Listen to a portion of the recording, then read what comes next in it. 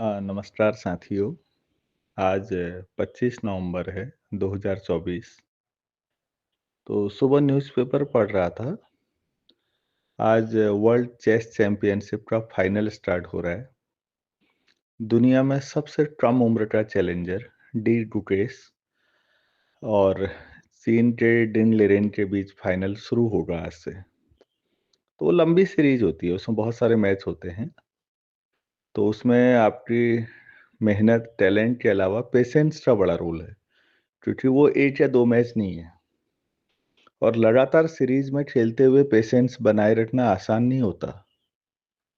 अगर एक या दो मैच भी कोई हारे, 2 अंकों से भी पीछे हो, तो कई बार ऐसा लगता है अब फटाफट ये निबट जाए बस। तो वहां पर फिर वापसी वाली हिम्मत आसान नहीं है। तो आज खुशी इस बात पे हो रही थी मुझे कि पहली बार दो एशियन प्लेयर फाइनल में खेल रहे हैं। चेस में ऐसा कभी नहीं हुआ पिछले 138 सालों के इतिहास में कि दोनों वर्ल्ड चैंपियनशिप के दावेदार एशिया से हों। विश्वनाथन आनंद रहे हैं, ऐसे ही एशिया से कई खिलाड़ी रहे। लेकिन मैं जिस मुद्दे पे बोलना चाह रहा हूं थोड़ा सा, वो थोड़ा अलग है। आनंद के रोल पे मुझे बात करनी है कि केवल एक आदमी ने, विश्वनाथन आनंद ने, भारत की चेस का पूरा परिदृश्य बदल के रख दिया। आज मैं कार्लसन को पढ़ता हूँ, हाल ही में मैं कई लोगों के इंटरव्यू पढ़े मैंने। इस मामले में द हिंदू अच्छा कवरेज देता है स्पोर्ट्स को भी, और बहुत मीनिंगफुल कवरेज। तो मैं उनको जब पढ़ता हूँ तो कईयों ने माना इस बात को कि भारत इस समय चेस में सुपर पावर जो है, पावर हाउस है, और फ्यूचर बहुत ब्राइट है। लेकिन इसका जो श्रेय है वो बहुत सारे फैक्टर होते हैं किसी चीज की सफलता में। लेकिन जो सबसे बड़ा वेटेज वाला पॉइंट है वो आनंद की मेहनत है। जिस तरह से विश्वनाथन आनंद ने तराशा है,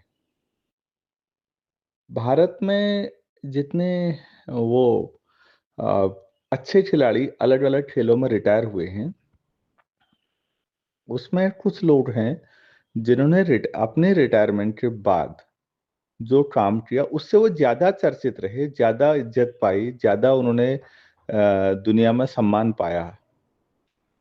2 लोग मेरे सामने दिखते हैं, विश्वनाथन आनंद और राहुल द्रविड़।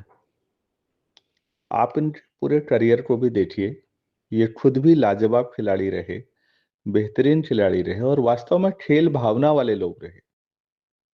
हर हालत में जीतना है वाला भाव नहीं रहा, बल्कि अपनी मेहनत से जीतेंगे।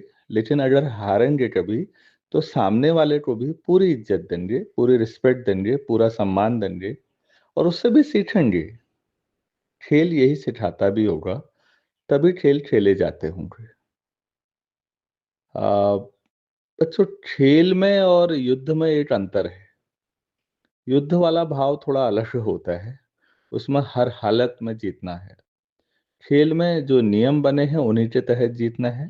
और खेल में सबसे बड़ी चीज जो जीतती है वो खेल भावना है, स्पोर्ट्समैनशिप है। आनंद को और राहुल द्रविड़ को मैं देखता हूँ, और पिछले कुछ सालों में दोनों ही खेलों में उनके द्वारा तराशे गए खिलाड़ियों को भी देखता हूँ,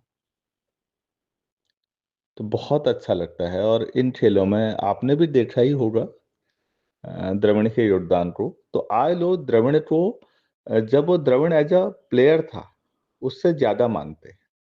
ऐसा और भी कई दुनिया के बेहतरीन कोच हैं और अलग अलग खेलों में हैं। मेरी जानकारी बहुत सीमित है, लेकिन मुझे प्रेरित करने के लिए ये दो नाम भी बहुत हैं। मतलब मैं ये बात इसलिए कहना चाह रहा था कि हमारा जो, मैं तो गणित का विद्यार्थी हूँ, तो जाहिर सी बात है थोड़ा सा बायस्ड गणित के लिए रहूंगा। हमारे पास भी कोई बहुत अच्छी स्थिति नहीं है, कम से कम जिस क्षेत्र में मैं रह रहा हूँ, काम करता हूँ। उत्तराखंड में अगर मैं कुमाऊं की स्थिति को देखता हूँ, तो यहाँ से बहुत सारे काबिल लोग गए हैं और दुनिया में, देश में बहुत अच्छा काम कर रहे हैं। अलग-अलग सब्जेक्ट में गई। लेकिन यहीं पर रहते हुए काम करना और वो भी अच्छा काम करना, मैं कई बार सोचता हूँ क्या ये संभव है या असंभव है? तो मेरा दिल गवाही देता है कि संभव तो है। बहुत सारी चीज़ें ऐसी हैं जहाँ कमियाँ नज़र आती हैं।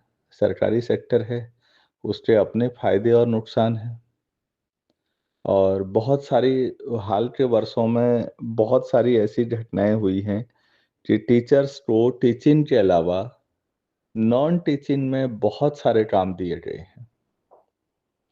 अब वही 10 से 4 का टाइम है, उसी में ये काम है।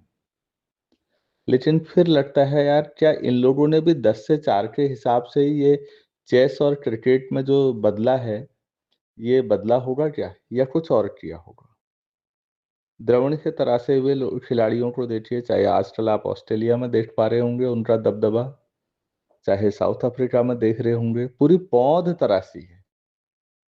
और यही पेन आनंद ने भी लिया।